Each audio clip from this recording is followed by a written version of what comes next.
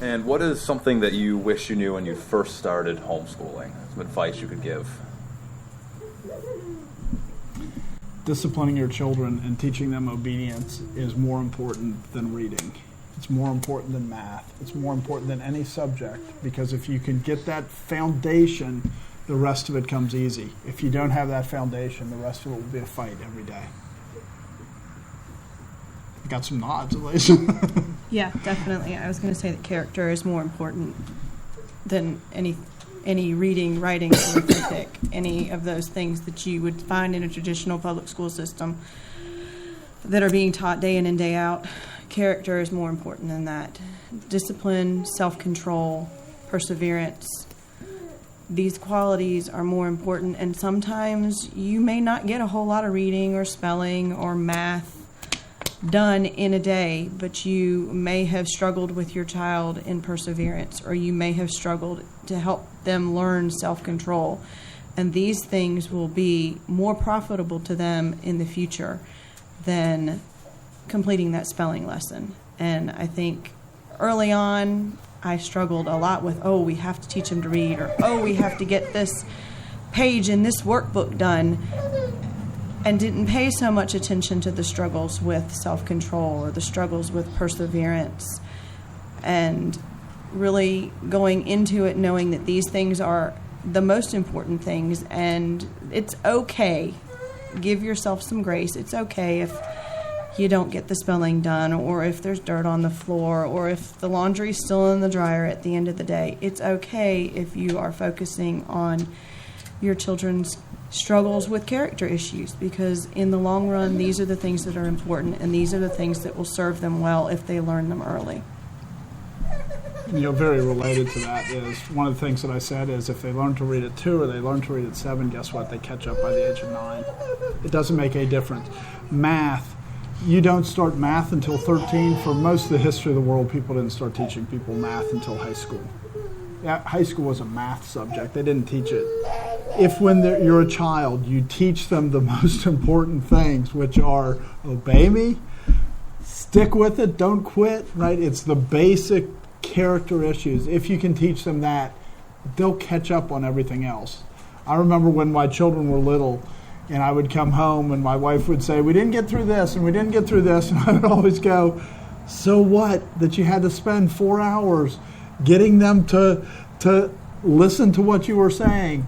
That will pay off far more than the other stuff will. And fathers especially, if your wife is the primary teacher, which we've all said that's usually what happens, this is the message you need to make sure you're giving to your wife is the things that are important to teach. Make sure you teach them and give up on reading, writing, and arithmetic.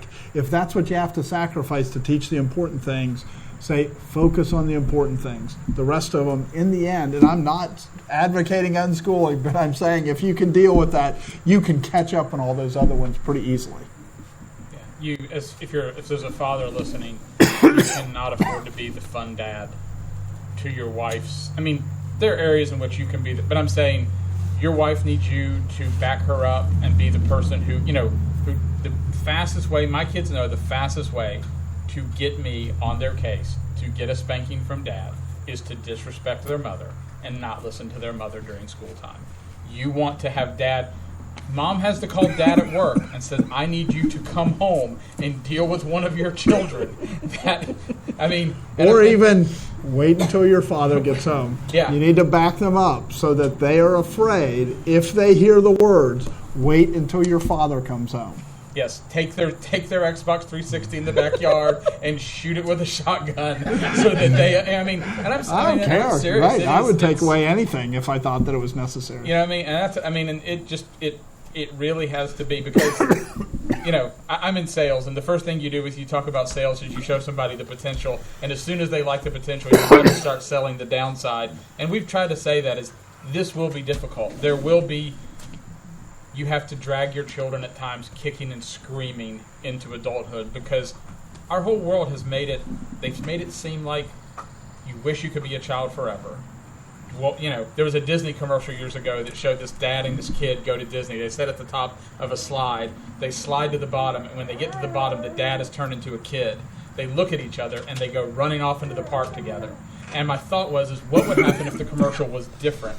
They slide to the bottom, and the kid's a 40-year-old man. What do? Go sit at a bar, drink, and like talk bad about tax? You know, it's like we've made it where growing up is the worst thing that can happen to you. Becoming an adult is just terrible.